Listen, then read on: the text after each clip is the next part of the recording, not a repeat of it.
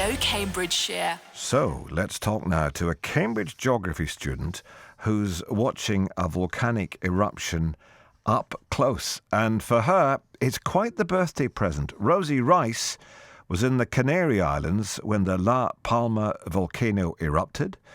Today, the lava from that has reached the sea, as you might have heard in the news, which means it could trigger a chemical reaction and release toxic gas.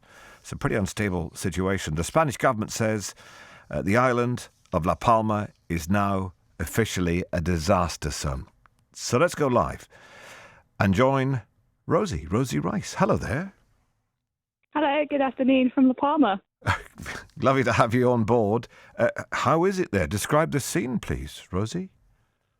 So currently I have a view of the eruption and the lava flow essentially from source to sea. So in the past 20 minutes or so, the ash cloud has intensified and I think the wind direction's changed, but the eruption's still ongoing. The lava flows have reached the sea, as you said, and I can see a small plume that's coming up from where the lava flows have flown into the sea. Can you smell all of this in the air? No, actually, you can't smell it. Because you often hear that there's a lot of fumes about. Do you feel at risk where you are, Rosie? No, not at all. I'm probably like 5-6 kilometres away from the eruption at the moment, so at a safe distance. And how are the locals? Because I know some people have lost their homes, actually. It's that serious. Yeah. And it's definitely been, quite an emotional atmosphere being out here. And I mean, just 2 days ago, we were up at this viewing point called Mirador El Teme. And a guy came up to us and asked to borrow our binoculars to check if his house had been destroyed. And there was a woman behind us who'd burst into tears. So, it's definitely emotional for everyone here. The devastation has been just so, upsetting. 6,000 people have fled already. And I have heard from local officials say the lava could trigger a chemical reaction that causes explosions and the release of toxic gases when it reaches the sea. So I know that you're giving us a calm front, Rosie, but at some point you might have to get out of there. What's quite interesting is that whilst the lava can kind of cause these chemical reactions when it reaches the sea as it vaporizes, there's a much bigger hazard that very few people are reporting on, and actually our volcanologist Alexis Schwartz, who's with us, was one of the first people to report on this. And it's actually the lava flows have flown through the banana plantations and have caused fires to rip through them. And there's a lot of plastic and fertilizer at these plantations. And so yesterday, you could smell the burning plastic in the air. We could see these black toxic plumes that were rising, and that's a much bigger hazard than the kind of the chemical reaction that's going on in the sea.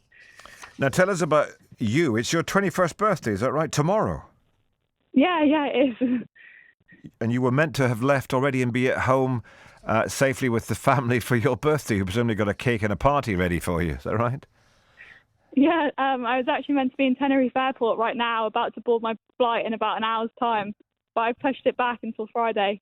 Because?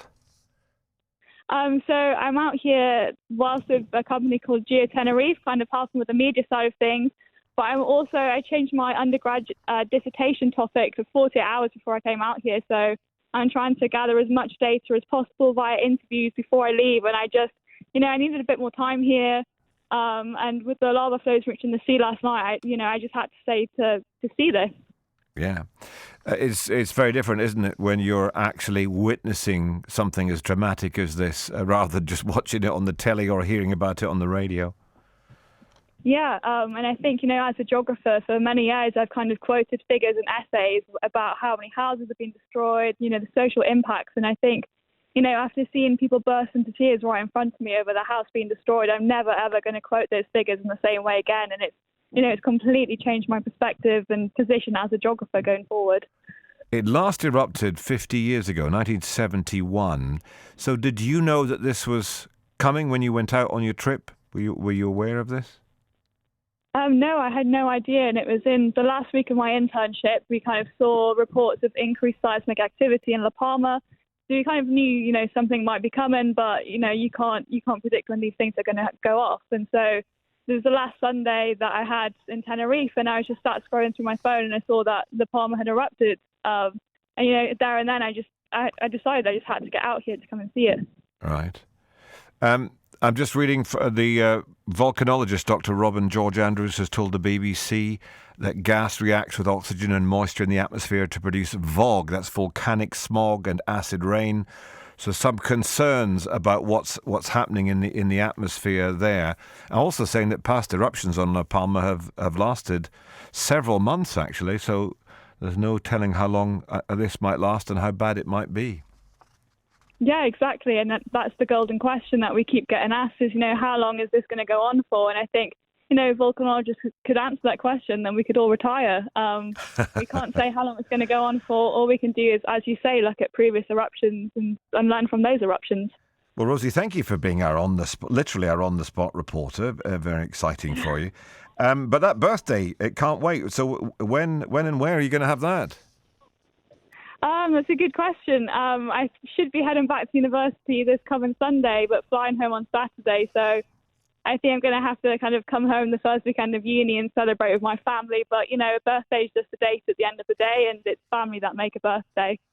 Well, enjoy, if that's the right word, the rest of your trip. And thank you so much for being our eyewitness. Rosie Rice, a Cambridge University geography student there on the scene watching that eruption on La Palma Island.